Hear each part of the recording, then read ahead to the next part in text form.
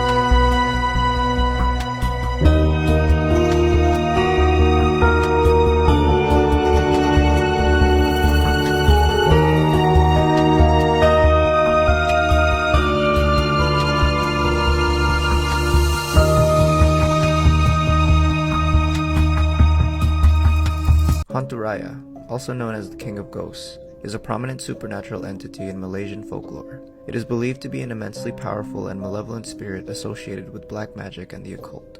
Described as a towering and menacing figure, The Hanturaya instills fear and dread in those who encounter it. Its appearance is often depicted with fiery eyes, sharp claws, and a sinister presence. The Hanturaya is said to possess immense dark powers and is capable of causing harm, illness, and even death to its victims. In Malaysian folklore, the Hanturaya is believed to be summoned and controlled by practitioners of black magic. These individuals use rituals and incantations to harness the Hanturaya's malevolent energy for their own purposes. It is said that the Hanturaya carries out acts of vengeance or harm on behalf of these dark sorcerers. Encountering the Hanturaya is considered extremely dangerous and terrifying. Its presence is believed to bring about an aura of dread and malevolence, striking fear into the hearts of those who cross its path. To protect themselves from the Hanturaya's influence, people often seek assistance of spiritual practitioners, wear protective amulets, or perform rituals to ward off its malevolent intentions.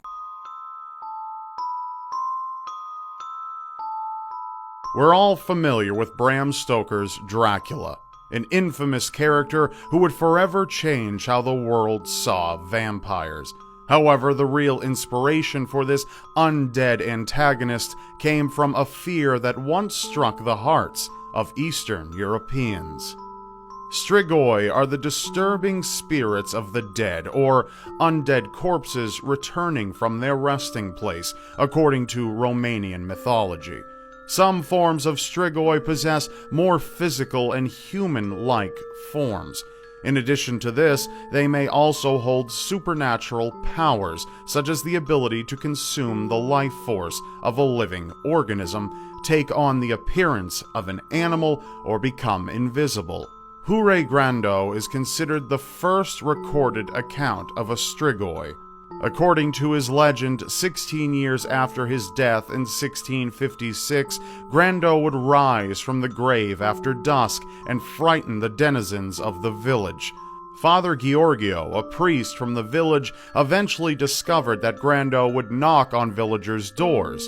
This was a foreshadowing that the villagers whose doors were knocked upon would die within the following days. Furthermore, the priest also learned that Grando would return to his widow and relentlessly torment her. Eventually, the villagers decided that they had had enough, and it was time to take matters into their own hands. A group of brave men, led by a villager named Mihu Rededic, went after Grando and attempted to stab him in the heart with a hawthorn stick, but ultimately failed as the stick only bounced off Grando's chest. In 1672, during the following attempt, they decided to march to Grando's grave and unearth his coffin. What they found was a perfectly preserved corpse, smiling. Father Giorgio exclaimed a quick prayer, and afterwards they tried to pierce Grando's heart again, but only in vain. In one final desperate attempt, the priest then performed a few exorcism prayers and subsequently sawed off the head of Grando. As soon as the teeth of the saw bit into Grando's neck, fresh blood began to pour out as he shrieked agonizingly. Once his torturous wail subsided, they knew that Grando had died once and for all. Another noteworthy account of a Strigoi is that of a story told in Franz Hartmann's 1909 book, An Authenticated Vampire Story. According to the story, children of a village in the Carpathian Mountains began to disappear, and the inhabitants started to suspect that it was an undead count who was still residing in his long-abandoned fortress. The villagers then burned the structure down and killed the Strigoi that had been inhabiting it. There are many other tales of similar entities across Eastern Europe. However, because they transpired so long ago, we will never know the entire truth behind them. And today we got to say a unique cannibalism creature known as the Wendigo. I'm gonna give you, there's a good bit about it. There's like you can go to different sites and learn about different theories and different descriptions and origins of the Wendigo. And now, apparently though, in Algonquin folklore, the Wendigo is a mythical man-eating monster or evil spirit native to the northern forests of the Atlantic coast and Great Lake regions of the United States and Canada. The Wendigo may appear as a monster with some characteristics of a human, or as a spirit who has possessed a human being and made them become monstrous. It is historically associated with murder, insatiable greed, and the cultural taboos against such behaviors. Now, there is different forms of the Wendigo's name. You have the Wendigo, then you have it's another spelling, but it's still Wendigo, the Wendigo, the Witico, and the Wetigo. And it just goes on. It's like the Witico or the Wandigo, and then there's several other variants of the name. But it is a cannibalistic spirit resembling a zombie. Now, in some forms, the Wendigo, I keep getting caught up in them other names. The Wendigo is the size of a human, while in others, it can be 15 feet tall.